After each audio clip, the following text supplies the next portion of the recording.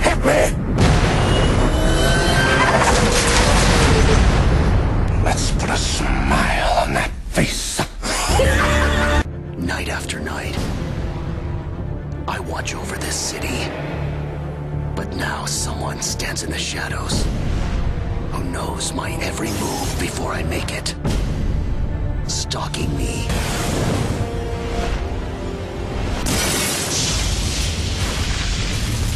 It ends tonight. Who do you work for?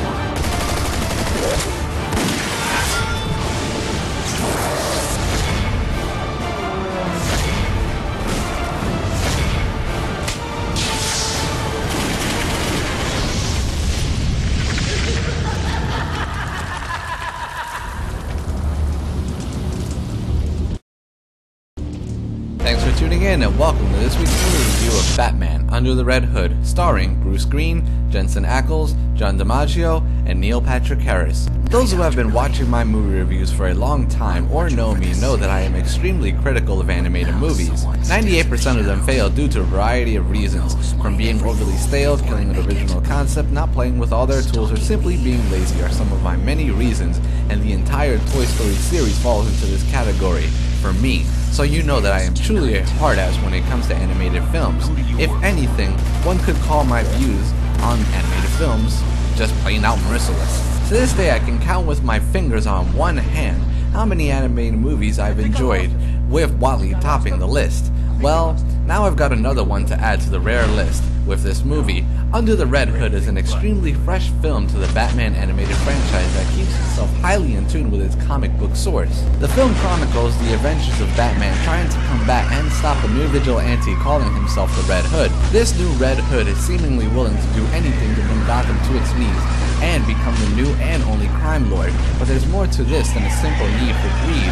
I could dive in deeper to the story, but it would just remove suspense and excitement from the movie. In terms of the animation of the film, it is brilliantly done in the traditional sense. None of this 3D bullshit, it's 2D and kicks ass. The animation works fluidly and is bright and vibrant. Character models are also drawn in a more serious manner, so it's out with the cartoony box figures of the Batman animated series and in with more detailed versions of the character. Backgrounds stand out amazingly well, and no character in the movie is drawn in a lazy fashion. The overall design of Gotham is nicely detailed and resembles what it looks like in modern comic books, and especially the one this film is based on. Sound design and score are also excellent, and each song used to score the film works perfectly well and suits the character, situation, or scene. Truly, the music adds a new sense of depth to the film, making it grander. Dialogue is also witty yet comical at the same time, and is somewhat akin to the dialogue you would hear in the Christopher Nolan Batman films, which is a great thing.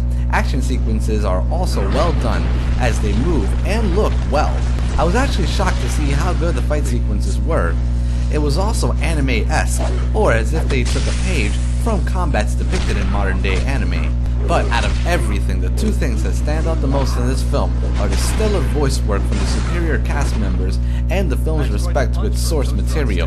The film's story is an adaptation of the Under the Red Hood storyline, which is a sequel to the famous story during the 80s entitled A Death in the Family. The film starts with the end of the Death in the Family storyline and picks up with the Red Hood story arc. Throughout the film, you will see references to a Death in the Family comic, and it perfectly adapts the Red Hood comic as well. It's almost as if the comic book jumped from the pages and onto your television screen. The film even perfectly depicts the demented relationship between Batman and the Joker that's been in comic books for years now, and recently in The Dark Knight, which was brilliant of the film. Oh, Bird Boy, you're so much less fun now. All grown up and in your big boy pants. Still, better off than his replacement, right? Even tougher making with the yucks when you're worm food, huh?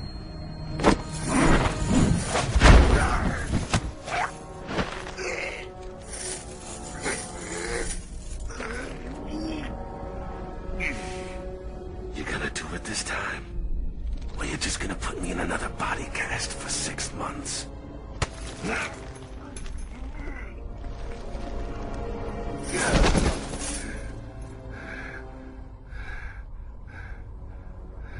So disappointing. But back to the matter at hand. This new hoodie. You really think I would stir up so much trouble and not make sure you knew it was me?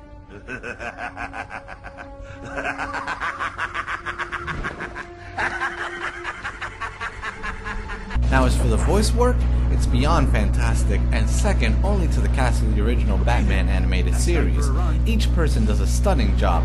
Bruce Green almost sounds like Kevin Conroy and makes Batman sound scary with a deep yet firm voice. John DiMaggio does an excellent job with the Joker, making him sound extremely demented like he should, and his comical timing is just excellent, and Jensen Ackles is just, oh my god, he's a goddamn badass as the Red Hood. The only real issues I could find with the film were that hearing the voice work at first created a bit of a culture shock for me, since any Batman fan my age has had it beaten into their heads for years that Mark Hamill is the goddamn Joker, and as far as I'm concerned, he is. And the cast of Batman the animated series are the best the franchise has ever seen, but younger viewers shouldn't have such an issue.